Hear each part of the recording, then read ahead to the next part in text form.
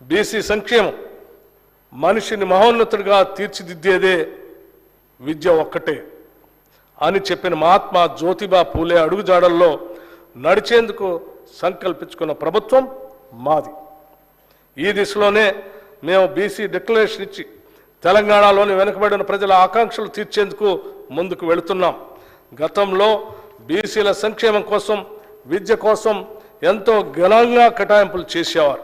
అయితే కేటాయించిన నిధులు విడుదల అయ్యేవి కాదు. కేవలం ఎన్నికల సంవత్సరంలో మాత్రమే కేటాయించిన నిధుల్లో కొంత మేరకు విడుదల చేసేవారు.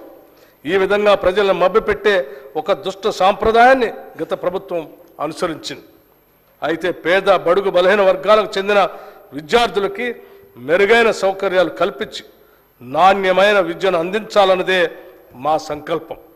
అదేవిధంగా సమాజంలోని అత్యంత నిరుపేదలైన వారి కుటుంబాల నుంచి వచ్చే విద్యార్థులు ఎక్కువగా ఉండే గురుకుల పాఠశాలపై మరింత ఎక్కువ మొత్తంలో నిధులు ఖర్చు చేయాలని నిర్ణయించాం.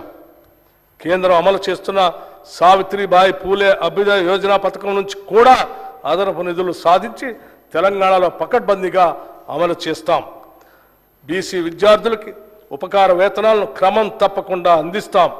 అంతేకాదు, విదేశీ విద్యా పథకం కింద మరింత ఎక్కువ మంది విద్యార్థులకు చేయూత అందిస్తాం. ఈ చర్యల ద్వారా బలహీన వర్గాలకు చెందిన విద్యార్థులు మరే ఇతర విషయాల గురించి ఆలోచించకుండా విద్యాభ్యాసం చేసి జీవితంలో ఉన్నత శిఖరాలకు అందుకునే విధంగా వారికి సహాయపడతాం. ప్రైవేటు భవనాల్లో ఉన్న బీసీ హాస్టళ్లకు ప్రభుత్వ భవనాలు కట్టిస్తాం.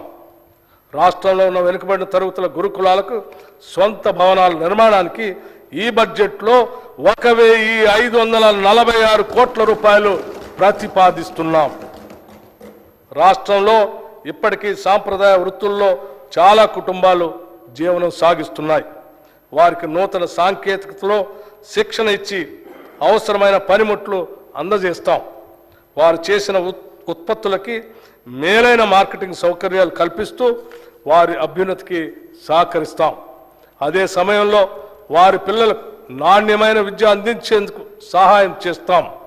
వారు ఐఐటి మరియు అంతర్జాతీయ విశ్వవిద్యాలయాల్లో సీట్లు సాధించేలా అవసరమైన శిక్షణ ఏర్పాటు చేస్తాం. భవిష్యత్తులో వారు విదేశీ ఉద్యోగ అవకాశాలు కూడా అందిపుచ్చుకునేటట్టు వారిని తయారు చేస్తాం. ఈ బడ్జెట్లో బీసీ సంక్షేమానికి 8,000 కోట్ల రూపాయలు ప్రతిపాదిస్తున్నాం.